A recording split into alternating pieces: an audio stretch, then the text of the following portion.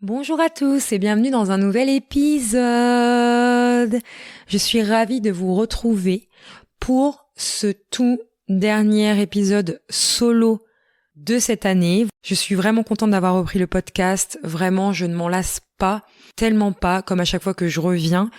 Et là, je pense que la vibes est bonne. Je pense que ce podcast est fait pour être plus régulier, est fait pour durer. Enfin voilà, j'en suis persuadée maintenant. Il n'y a plus trop de questions à se poser sur le sujet. J'espère d'ailleurs que vous avez apprécié ce retour. À en croire les écoutes qui sont toujours au rendez-vous, je pense que oui, mais voilà, ça me fait toujours plaisir de voir que le podcast vous plaît et que vous êtes au rendez-vous. Donc je vous remercie énormément pour ça.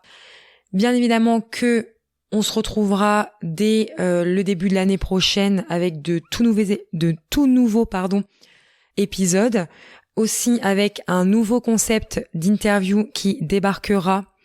Et comme je suis gentille et comme c'est bientôt Noël, je vais vous dire exactement quel est ce concept d'interview en exclusivité qui va débarquer sur le podcast à la rentrée, donc après les vacances scolaires.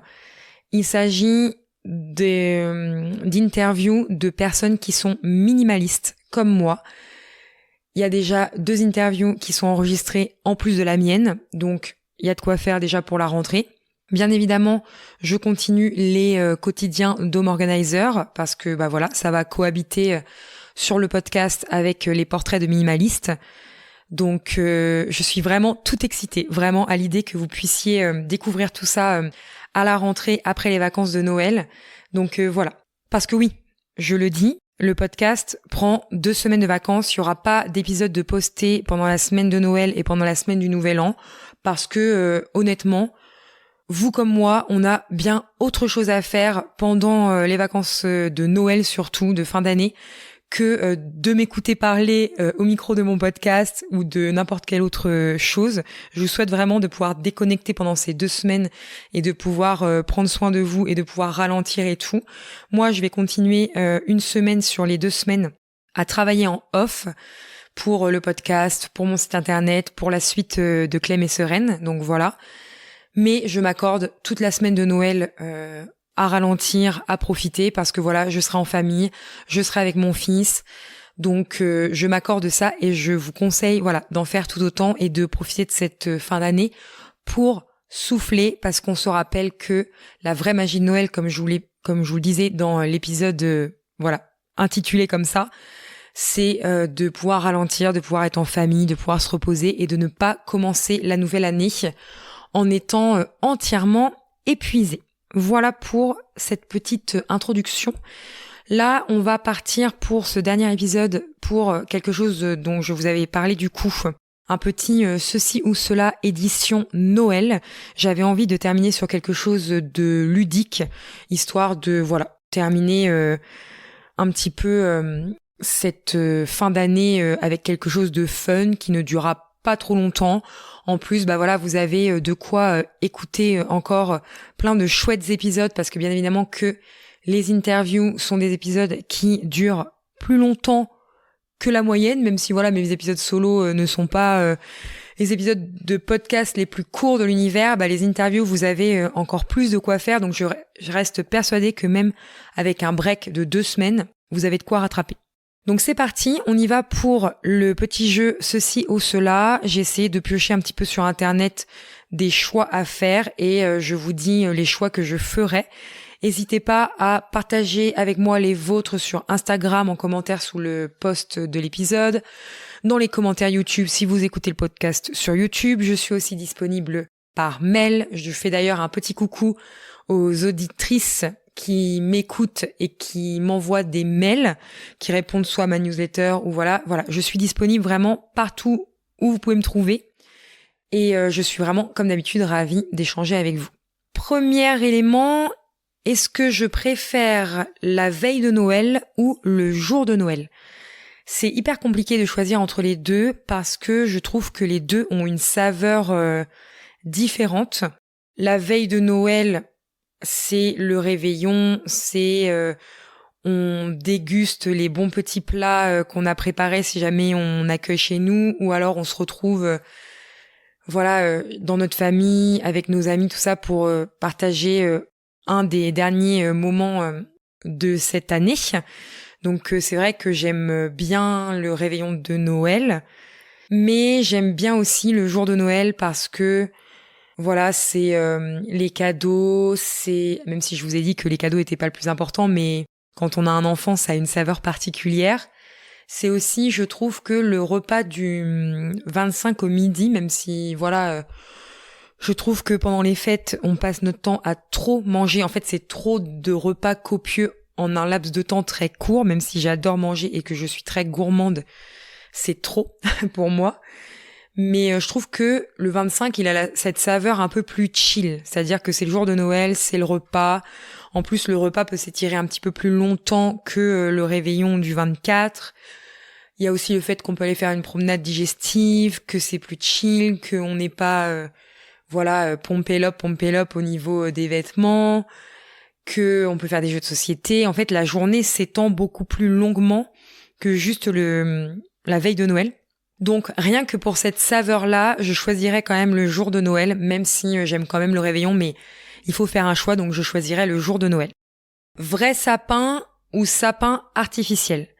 Donc, pendant pas mal d'années, j'ai eu, pendant plus de 10 ans, j'ai eu un sapin artificiel. C'était comme ça se passait comme ça dans ma vie avec mon ex-mari et tout ça. Pendant 10 ans, on a eu un sapin artificiel. Et puis, quand j'ai emménagé chez mon mari actuel, chez mon nouveau chéri, enfin nouveau, ça fera 5 ans au mois de janvier qu'on est ensemble, donc ça commence à plus être si nouveau que ça. Mais le premier Noël qu'on a fêté chez nous, du coup, je lui ai demandé si ça lui dérangeait que on prenne un sapin de Noël, un vrai sapin de Noël. Et ça le dérangeait pas du tout. Et moi, j'étais aux anges. Alors, ça peut paraître pas grand-chose, mais moi, j'étais aux anges parce que voilà, un vrai sapin avec l'odeur du sapin, la texture, le fait que c'est du vrai, quoi. Alors, je sais qu'il peut y avoir une polémique parfois entre un sapin artificiel et un vrai sapin. Tout le monde n'est pas d'accord là-dessus en termes d'écologie, etc. Enfin voilà, moi, je vais pas rentrer dans le débat. Et puis, si vous avez écouté en plus l'épisode sur la vraie magie de Noël, que je vous ai sorti début décembre, il n'y a pas si longtemps que ça. Et vous savez aussi que nous, c'est un rituel maintenant d'aller dans une plantation de sapin pour aller récupérer notre sapin de Noël. Donc voilà, je choisis vrai sapin, même si si un jour il fallait que je reprenne un sapin artificiel, j'en reprendrais un. Mais à choisir entre les deux, je choisis bien évidemment un vrai sapin. Offrir ou recevoir? Moi, je suis quelqu'un qui adore faire des cadeaux et qui surtout adore faire le cadeau original pour la personne. Enfin, en tout cas, je me creuse la tête en fait pour trouver un cadeau hyper sympa quand j'offre des cadeaux. Donc c'est vrai que j'aime beaucoup offrir, mais je vais pas mentir non plus. J'aime aussi beaucoup recevoir. Ça fait toujours plaisir de recevoir un cadeau. Même si c'est vrai que maintenant, depuis que je suis dans un mode de vie minimaliste et tout ça, je fais des listes d'idées aux gens. Donc c'est très très rare dans ma vie que je reçoive un cadeau non sollicité, non désiré, enfin une vraie surprise. Et puis en plus, il faut que les gens me connaissent vraiment bien pour être sûr que ça fasse mouche et que je me lasse pas et que je le désencombre pas et que avec mon mode de vie, c'est vrai que ça peut paraître compliqué. Mais c'est vrai que j'adore recevoir des cadeaux, qu'on me fasse des surprises et tout ça. Et puis en plus, j'estime aussi que la surprise qu'on peut recevoir n'est pas forcément une surprise matérielle. Là, à l'heure où je vous parle, en 2025, si je devais choisir entre offrir et recevoir, je dirais que là, pour ce Noël-là, j'ai hâte de recevoir. Parce que, honnêtement, j'ai fait mes cadeaux de Noël hyper rapidement cette année parce que c'est une des rares année, c'est la première année depuis hyper longtemps où j'ai pas trop l'impression d'arriver à me mettre dans le mood de Noël comme je voudrais. Et même si je fais plein de petites choses, notamment tout ce que je vous ai cité dans l'épisode de la vraie magie de Noël, je sais pas. Cette année, j'ai moins le cœur à la fête, on va dire. Et du coup, j'ai fait les cadeaux hyper rapidement, même si j'ai quand même pris le soin de choisir des choses sympas. Et j'ai pas prêté autant d'attention à ce que j'offrais que les années précédentes. Donc pour cette année, je vais choisir recevoir. Mais j'aime bien les deux. C'est ça qui est compliqué avec ce genre de petits jeux à faire, c'est que moi j'aime tellement tout que c'est difficile de choisir, mais voilà, faut se prêter au jeu.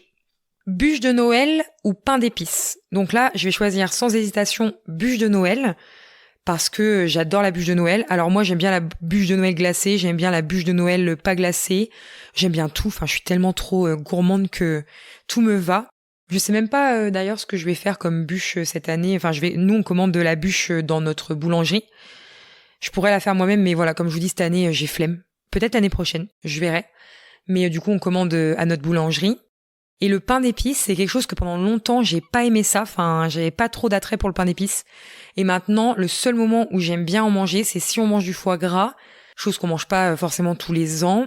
Et ben, j'aime bien un peu avec du pain d'épices, sur un petit peu de confit d'oignons, de confit de figues et tout ça, et mettre un petit peu de foie gras dessus. Voilà, j'aime bien. Par contre, le pain d'épices juste comme ça, non. Ça, c'est pas trop ma tasse de thé quand même. Faut pas trop abuser quand même. Se mettre sur son 31 ou rester en pyjama. Le 24 au soir, je suis obligée de vous répondre les deux. Parce que, voilà. Mais qu'est-ce que je préfère entre les deux? Je vais d'abord vous dire ce que je préfère entre les deux. Moi, je préfère le confort du pyjama. Je vous dis tout de suite direct, pour les personnes qui me connaissent et qui me suivent depuis longtemps, ça va pas trop vous étonner, je pense. Mais, chez nous, la réalité des choses, c'est que si on est invité le 24 au soir, ou si on reçoit, ça va être un peu se mettre sur son 31. Alors, on s'entend bien que mon 31, je vais pas avoir talons aiguilles, maquillage, strass et paillettes, et puis voilà. Moi, j'ai une tenue dans mon dressing, j'en ai pas 50. Une tenue qui fait un peu paillettes, et c'est une combi longue et avec des manches longues, noires à paillettes. Voilà ma tenue de fête, on va dire, vraiment quand il faut que je sois un peu habillée.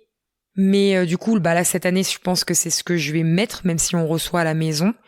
Et par contre, le 25, non. Le 25, je m'apprête un petit peu quand je vais chez quelqu'un, mais si je suis à la maison, c'est pyjama. Enfin, clairement, là, il n'y a pas de débat. Et quand je dis que je m'apprête, c'est une tenue qui fait un petit peu sympa, un petit peu habillée, mais pas guindée comme le 31. Je sais pas si la nuance est claire. Faire la fête ou film et jeux de société.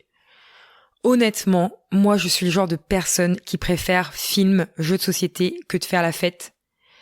Déjà, je trouve que c'est déjà la fête, en fait, de faire le réveillon, de faire le Noël et tout ça. J'ai pas besoin d'aller danser jusqu'au bout de la nuit. J'ai pas besoin que ça soit strass et paillettes et tout ça. Je préfère clairement film, jeux de société, bon moment en famille, quoi. Clairement que faire la grosse fiesta. La fiesta, je trouve que, en tout cas, moi, dans ma vie, c'est plus réservé au 31 décembre, ça se prête plus au 31 décembre, même si honnêtement, la plupart de mes 31 décembre, je les passe chez moi et que généralement, je vais même pas jusqu'au décompte. Et puis maintenant, si je devais fêter le 31 décembre, je préférerais tester, et peut-être une année où mon chéri ne travaillera pas le 31 décembre, je préférerais tester d'aller dans un restaurant avec un forfait pour aller faire la fête, avoir un super repas de réveillon ou ce genre de choses, que de faire une grosse fiesta en famille ou avec des amis et tout ça, c'est vraiment nettement pas du tout mon truc. Et ça l'a jamais été, donc voilà. Apéro dînatoire ou repas. Nous, on est clairement plus repas. En tout cas, là, comme on est en train de parler de Noël, on est plus repas. Là, je suis en train d'essayer de travailler, de trouver des idées avec mon chéri de qu'est-ce qu'on va faire le 24 au soir, du coup, pour le réveillon, mais on va rester sur de la simplicité parce que des fois on cherche à se prendre la tête et on va rester sur un peu plus de simplicité. La seule chose qui va changer par rapport à nos habitudes, c'est que je vais peut-être partir plus sur du poisson que sur de la viande parce que je trouve que voilà, c'est plus léger pour le soir et que c'est un peu différent d'habitude, donc je pense que pour le plat principal, je vais partir là-dessus. Et puis après, pour le reste, je vais voir au fur et à mesure. Gâteau, n'importe quoi.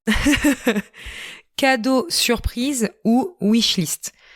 Là encore une fois, c'est pas un secret. Nous, c'est plutôt wishlist. En tout cas, nous si les gens veulent nous offrir quelque chose, je vais donner des listes d'envie. Et puis les gens vont piocher dedans. Après, ils sont vraiment libres de pas piocher dedans s'ils n'ont pas envie de piocher dedans. Moi, j'explique toujours que voilà, je préfère ça parce que je sais que ça va me plaire et que comme je suis un peu chiante et tout ça avec mon mode de vie et tout, et au moins je sais que les gens ils vont pas jeter leur argent par les fenêtres. Après, dans ma manière d'offrir. Donc je choisis wishlist pour moi, enfin pour nous à la maison. Mais moi, dans ma manière d'offrir, s'il y a des personnes qui ont des idées, je les prends et je fais en sorte de leur faire plaisir. S'il y a des personnes qui n'ont pas d'idées, et ben là, je prends aussi un grand plaisir à chercher le cadeau qui pourrait leur plaire. Donc voilà, je vous invite de toute façon à écouter aussi l'épisode Nos Noëls minimalistes où voilà, je rentre aussi dans beaucoup de détails sur nos Noëls. Voilà, je vous mettrai les 2 épisodes de Noël qui existent déjà sur le podcast en description de cet épisode. Noël à la maison ou partir loin en vacances. On a toujours fait Noël à la maison. Alors, entre les deux, je choisis Noël à la maison, mais quand c'est Noël à la maison, c'est soit chez moi ou soit dans de la famille. En vrai, je trouve que ça, je l'ai jamais vécu, mais je pense que ça devrait être une expérience hyper géniale de pouvoir partir, faire les fêtes à un autre endroit. Si un jour ça devait m'arriver, je choisirais de le faire dans des pays où il y a vraiment la vraie magie de Noël. J'irais pas le faire en plein pays où c'est le soleil, période estivale et tout ça, parce que moi j'admire les gens que c'est comme ça, parce que je trouve ça hyper déroutant. Il faut quand même qu'ils fassent pas un super...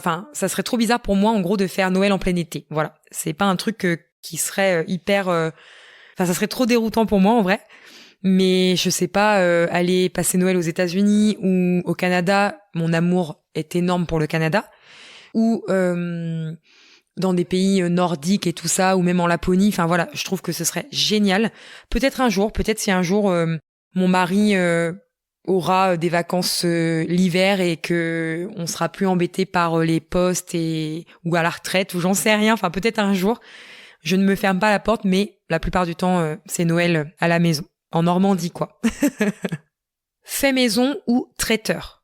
La majeure partie du temps c'est fait maison, mais il peut m'arriver de temps en temps de commander un petit peu traiteur sur des repas de fin d'année, mais je le fais plus souvent quand on n'est que tous les deux, par exemple. Si on fait Noël vraiment juste moi et mon chéri, ou moi et mon chéri et mon fils, chose qui est rare, mais voilà, on va pouvoir commander quelques plats au traiteur, mais sinon, on fait du fait maison.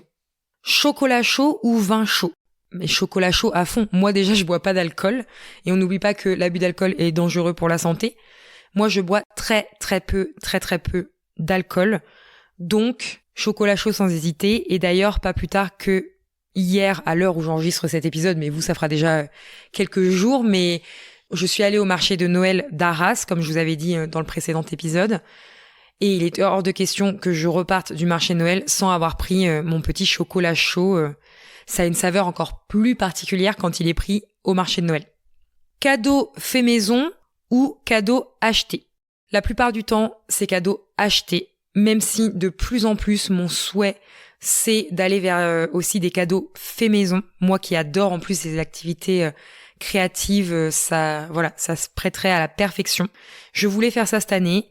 Encore une fois, je finis l'année épuisée, vraiment sur les rotules, psychologiquement, physiquement. Enfin voilà, on va pas refaire le film.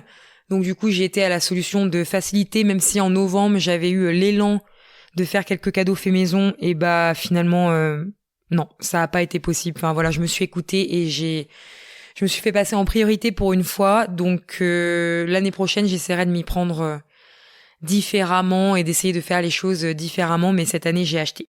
Musique de Noël ou film de Noël? C'est hyper dur. C'est une des plus dures parmi toutes, parce que j'aime la musique de Noël, j'aime les films de Noël. Comme je vous disais, pas en excès, parce qu'après, j'ai pas envie de me faire une indigestion et d'être à saturation par rapport à ça. Mais j'aime beaucoup les deux.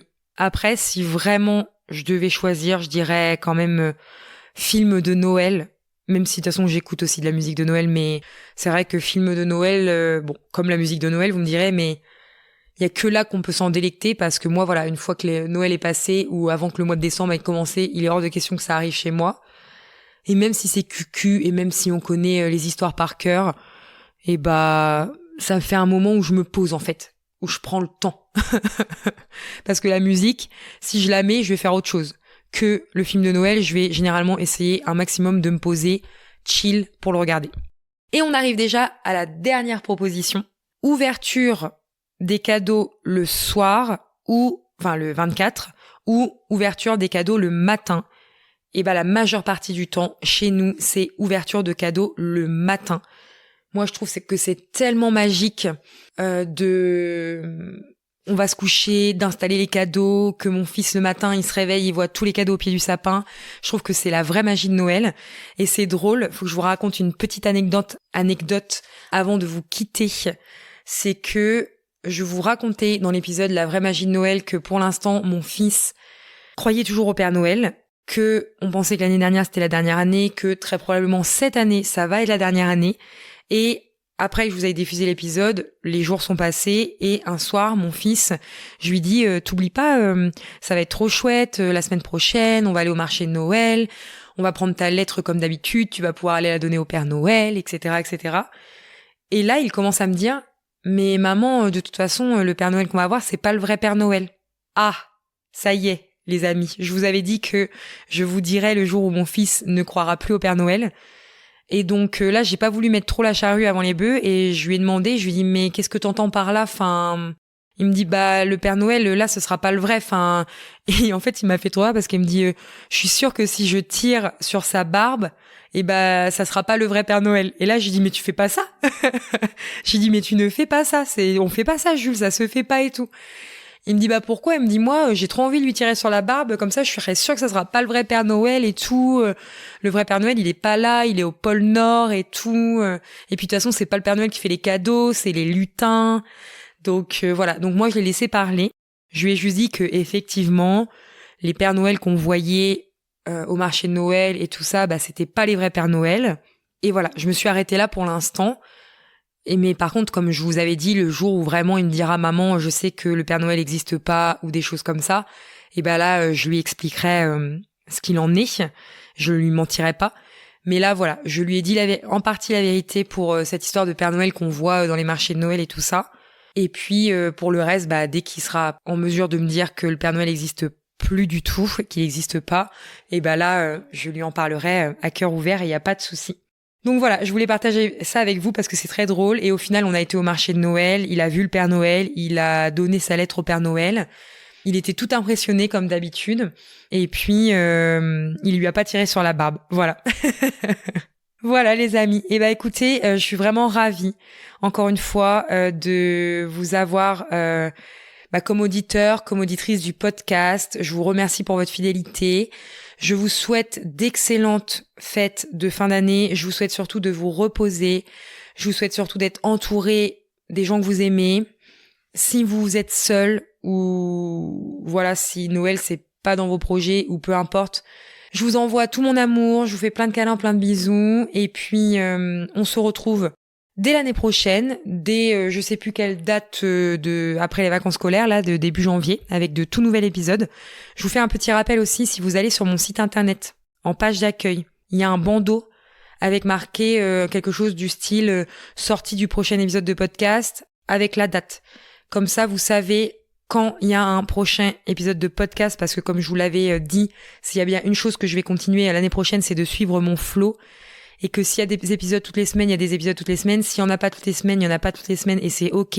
Mais le meilleur moyen de savoir quand est-ce que sort le prochain épisode, c'est d'aller voir ce fameux bandeau sur mon site internet. Comme ça, au moins, vous êtes sûr d'être au courant. Et puis moi, je vous dis de joyeuses fêtes de fin d'année et je vous dis à l'année prochaine pour un nouvel épisode.